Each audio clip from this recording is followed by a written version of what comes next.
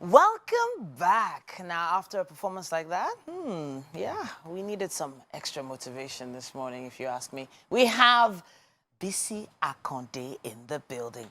The inspirer, called to inspire individuals to be more so they can live and lead better. He's also a certified speaker, trainer, and coach with the Maxwell Leadership Certified Team.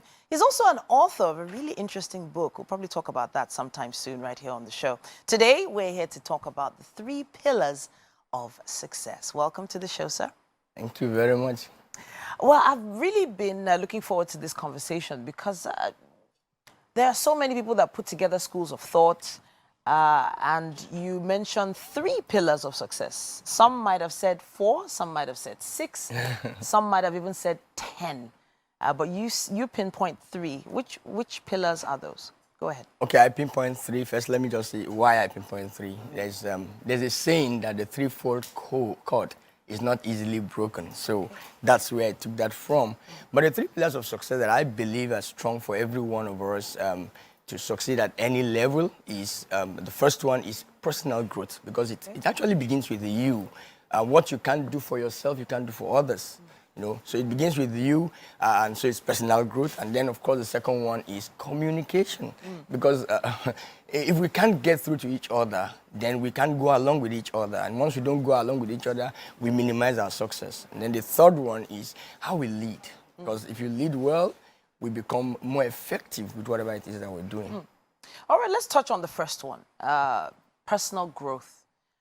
Some believe that, you know, sending a child to school, putting them through school to a certain level is, you know, most of the personal growth that they need. But then a lot of people go further. But where are you going with this angle of personal growth? What should the average adult be looking to build on? There are 2 sides, I believe, of our life. There's the personal side of your life, and there's the professional side of your life.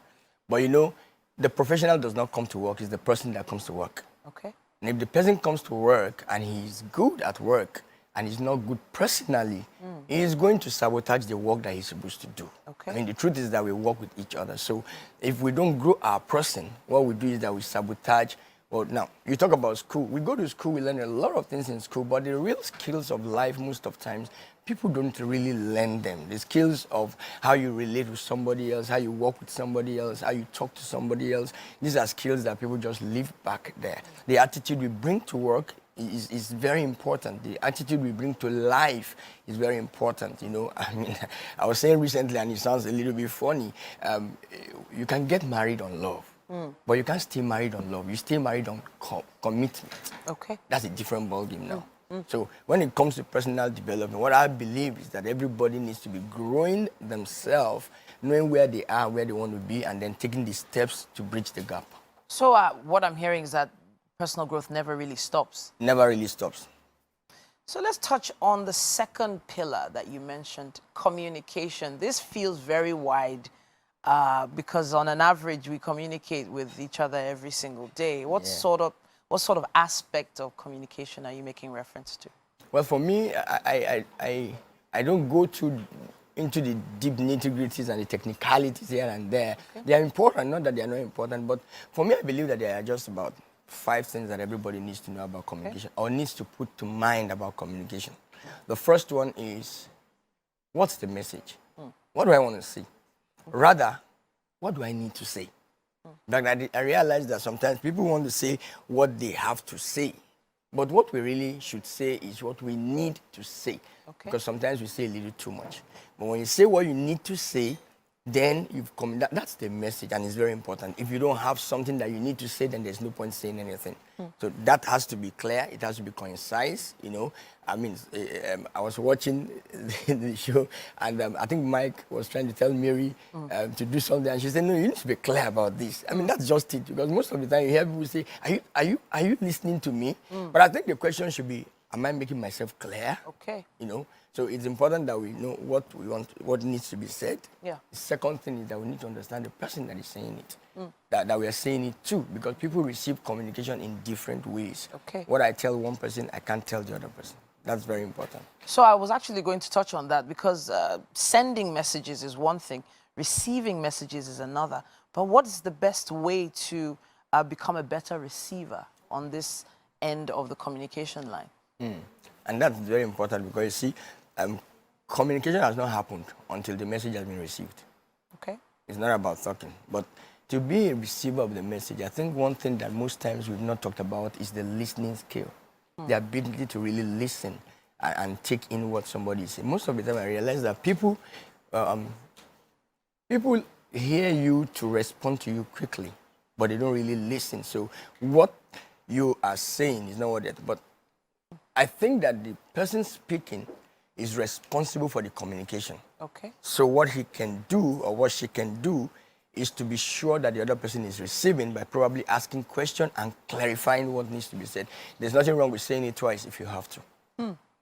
Now, we've touched on two major pillars of success. Let's touch on the third one. You say leadership. Leadership means different things to different people. What does it mean to us in this context? Okay. Leadership, in my view, is finding your gift and serving it to others.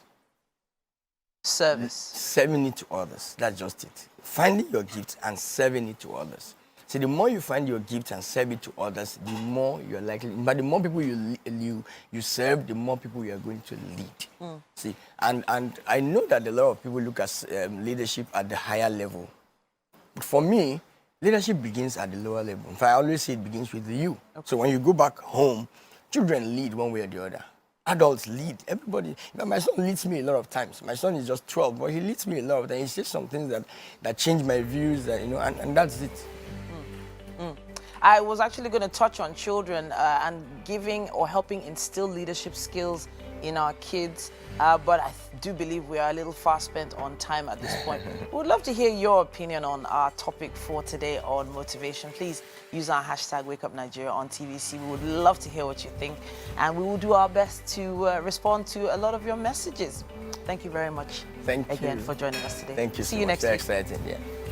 And of course, if you missed any aspect of this, it will be on YouTube before long. TVC Entertainment is what you need to look for on YouTube, and you'll see it right there. We're going to be taking a quick break, but we have so much more coming your way right here on Wake Up Nigeria.